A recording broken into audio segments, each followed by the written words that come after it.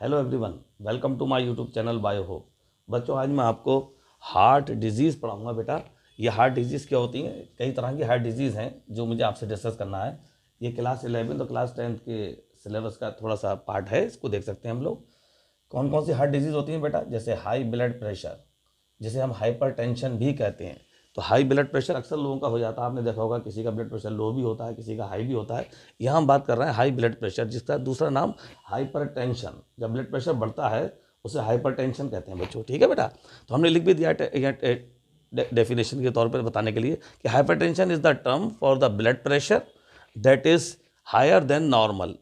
अगर वो नॉर्मल से ज़्यादा हो जाता है ब्लड प्रेशर तो हम बोलते हैं हाई ब्लड प्रेशर हो गया, जिसे हाइपरटेंशन कहते हैं। नॉर्मली ब्लड प्रेशर जो नापते हैं तो वो उसका जो मेज़र करते हैं तो वो इतना होता है बेटा, नापने के बाद पता चलता है 120/80।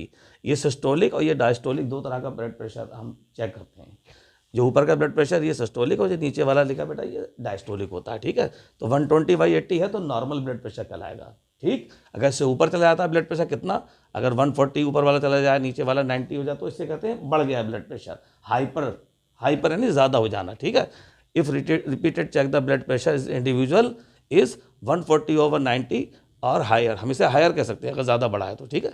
इट शो द हाइपरटेंशन, ये हाइपरटेंशन शो करेगा हमारी बॉडी में। High blood pressure lead to heart disease, जब हाई ब्लड प्रेशर होता है तो हमारी बॉडी के अंदर हार्ट डिजीज होने की संभावना बढ़ जाती है। And also affect the vital organ like brain and kidney, जिससे हमारे शरीर के कुछ वाइटल ऑर्गन जैसे ब्रेन और किडनी पर असर पड़ता है, ये अफेक्टेड हो जाते हैं। तो ये बातें आपको मालूम होनी चाहिए कि हाई ब्लड प्रेशर या हाइपरटेंशन क्या होता है। नॉर्मली ब्लड प्रेशर कितना होता है क्या? 120/80, लेकिन अगर इससे बढ़ जाता है 140 हो जाए या नीचे वाला 90 हो जाए तो उसे हाइपरटेंशन बोलेंगे। और ऐसा होने से हार्ट डिजीज़ होने की संभावनाएं बन जाती हैं, ठीक है बेटा।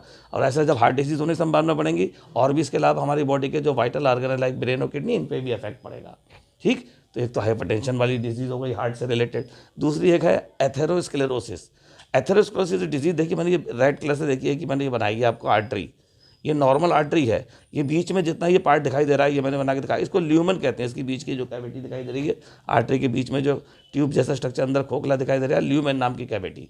होता क्या है, इस ल्यूमन में देखिए जगह जगह मैंने ब्लू कलर से कुछ बना के दिखाएं, कुछ प्लैक बन जाते हैं। प्लैक कैसे? यहाँ पर देखिए फैट, कोलेस्ट्रॉल और अदर सब्सटेंसेस आके यहाँ जमा हो जाते हैं इस जगह आर्टरी की वॉल पर।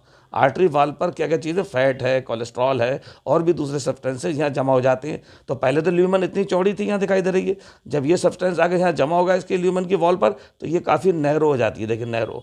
और जितनी आर्टरी अंदर से नैरो होगी उतना ही ब्लड प्रेशर बढ़ेगा बच्चों, ब्लड तेज़ी से फ्लो करेगा, ठीक है। तो उससे हाइपरटेंशन बढ़ेगी और प्रॉब्लम क्रिएट होने की चांसेस रहती हैं। होता क्या है, जब ये सब्सटेंस यहाँ जमा हो जाते हैं इसकी वॉल पर तो यहाँ पर ये कोलेस्ट्रॉल जमा हो जाने से कोलेस्ट्रॉल प्लैक बन जाता है, ये लिखा वर्ड, आर्टरी वॉल पे प्लैक डेवलप हो जाती है, जिससे लेमन, इनकी जो ल्यूमन नाम की कैविटी है, ल्यूमन वो नैरो हो जाती है due to this high blood pressure आता है, जिससे ब्लड प्रेशर बढ़ जाता है।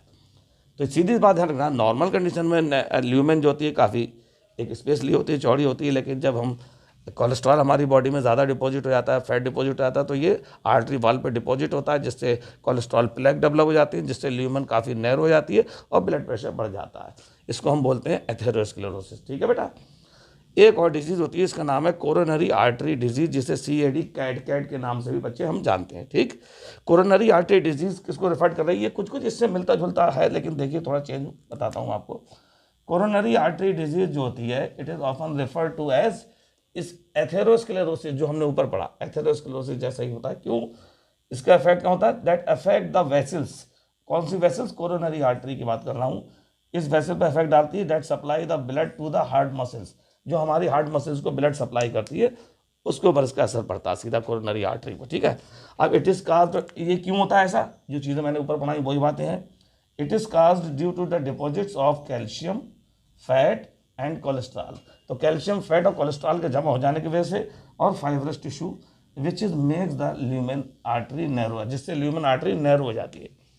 तो ये कोरोनरी आर्टरी डिजीज़ है, जब कोरोनरी आर्टरी के अंदर सेम यही कंडीशन डेवलप हो जाती है, कोलेस्ट्रॉल, फैट और कैल्शियम डिपॉजिट हो जाता है, जिससे ये आर्टरी काफ़ी नैरो हो जाती है। इसको हम बोलते हैं कोरोनरी आर्टरी डिजीज़ या कैड।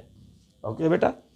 एक और होता है बेटा आर्टीरियोस्क्लेरोसिस। देखिए इससे मिलता जुलता वर्ड है लेकिन इनका प्रोनाउंसिएशन अलग होता है। ये हम बोल रहे हैं एथेरोस्क्लेरोसिस और ये है आर्टीरियोस्क्लेरोसिस।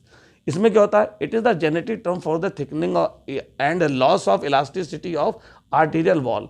जो आर्टरीज की जो वॉल होती है ना, उसमें इलास्टिसिटी लॉस हो जाती है, इसको हम हेमरेज कहते हैं। हेमरेज हो जाता है इसके ऐसा होने से, ये ध्यान रखिए, हेमरेज हो जाता है, ठीक है, ध्यान रखिएगा। तो आर्टीरियोस्क्लेरोसिस बड़ी प्रॉब्लम क्रिएट करती है। ये जेनेटिक टर्म है for the thickening and the loss of the elasticity of arterial wall. Arterial wall में थिकनिंग हो जाती है, इलास्टिसिटी उसकी लॉस हो जाती है, उससे हेमरेज होने की संभावनाएं बनी रहती हैं।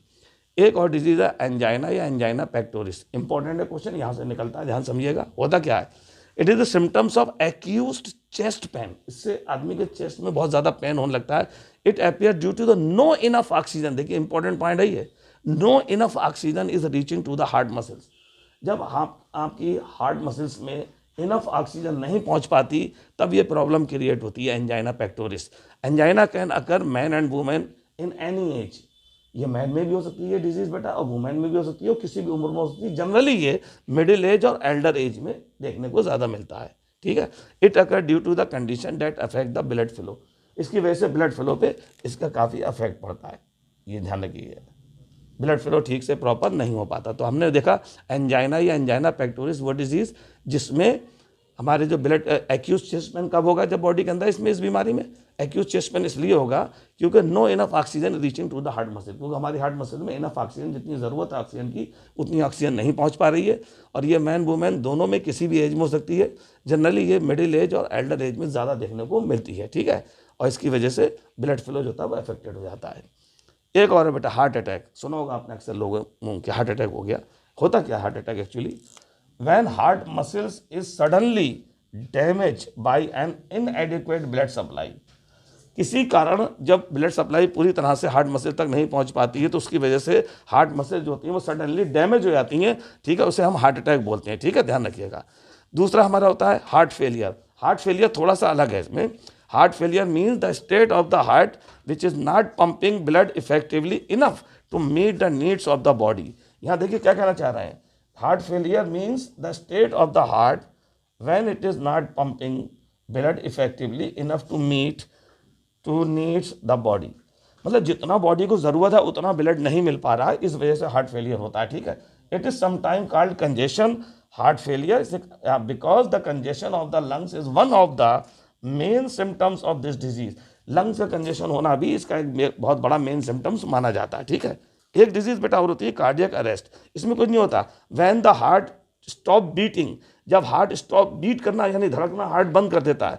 व्हेन हार्ट स्टॉप बीटिंग, ऐसा कब होता है, जब सैन जो होता है हमारी बॉडी में, राइट ऑरिकल जो हार्ट का होता है उसमें सैन लगा होता है, आपको मालूम है। राइट ऑरिकल वाले पार्ट में SAN fail to produce impulse. SAN जो होता है इम्पल्स को प्रोड्यूस करना बंद कर देता है, जिससे हार्ट बीट करना बंद कर देता है, ठीक है। इसे बोलते हैं कार्डियक अरेस्ट, ठीक। हम क्या करते हैं इससे बचने के लिए आर्टिफिशियल पेस मेकर का यूज़ किया जाता है, ठीक है। उस सैन के ऊपर यानी राइट अबव द सैन के बिल्कुल ऊपर अंडर द स्किन के नीचे एक आर्टिफिशियल पेस मेकर लगा दिया जाता है। ये होता क्या एक्चुअली, पेस मेकर एक लिथियम बैटरी है जिसकी एज लगभग 11 साल होती है, 11 ईयर्स। इसके बाद हम इसको चेंज भी कर सकते हैं। तो ये कई डिजीज़ थी जो मैंने अभी आपसे डिस्कस करनी, जो हार्ट डिजीज़ का मैटर है। आई होप ये वीडियो आपको समझ में आ गई होगी, ठीक है। अगर मेरी वीडियो बेटा आपको समझ में आ रही है तो इस वीडियो को मेरे लाइक कीजिए, मेरे चैनल को बेटा सब्सक्राइब कीजिए और बेल आइकन का बटन दबाइए। जय हिंद।